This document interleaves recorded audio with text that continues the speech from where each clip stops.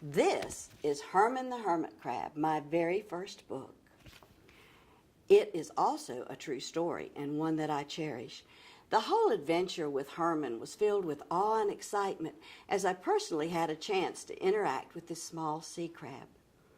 Every child will enjoy this story, especially if they have been to the shore or the beach, as we say in the South. And perhaps they've actually even seen a real hermit crab on the seashore, or they might have even purchased one to take home as their very own pet.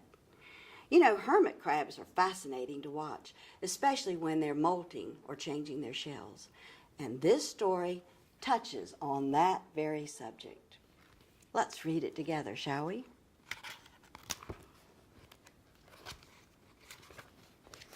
Once upon a time, on a visit to the sea, I found a little hermit crab, as cute as he could be. And here we have some beautiful illustrations of the seashore and all the little shells that are on the seashore. The funny little creature in the waters near the sand crawled among some tiny seashells, which I'd reached for with my hand.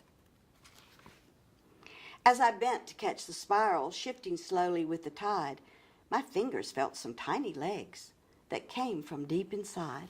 Here we have a picture of my hand and the shell and the tiny little legs that are coming out of it. Ooh. Then suddenly I realized that in those little shells were other tiny hermit crabs, alive and doing well. And I really like this picture because there's a whole 2 pages of all the little sea crabs, and each one of them has a different shell and a different color. The crab, whom I called Herman, had no shell upon his back, but he seemed to be a member of that seaside traveling pack.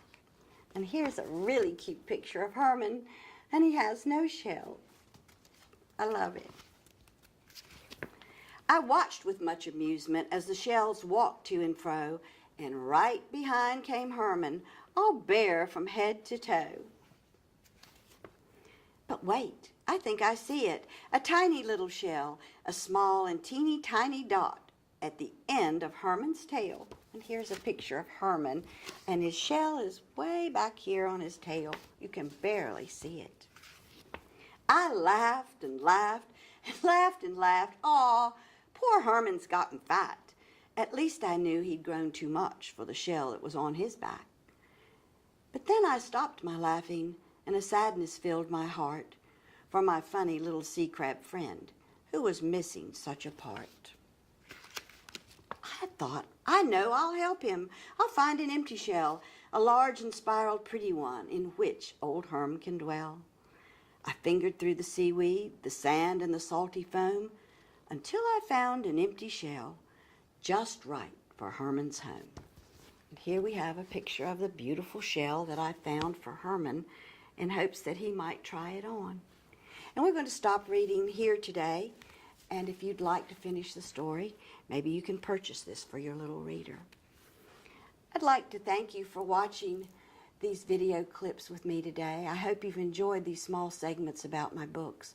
And remember, if you'd like to purchase either of those 2 books or any of my 7 published works, they are available online at Amazon and BarnesandNoble.com. And if you need to contact me, Cindy W. Hollingsworth, you can check the link at the end of this video to send me a message. Until next time, remember that reading to children is vital to the expansion of their imagination and their view of the whole world. Plus, it'll give you wonderful quality time with that special young reader that you love so much. Thank you again for watching. I'm Cindy Hollingsworth. God bless and have a great day.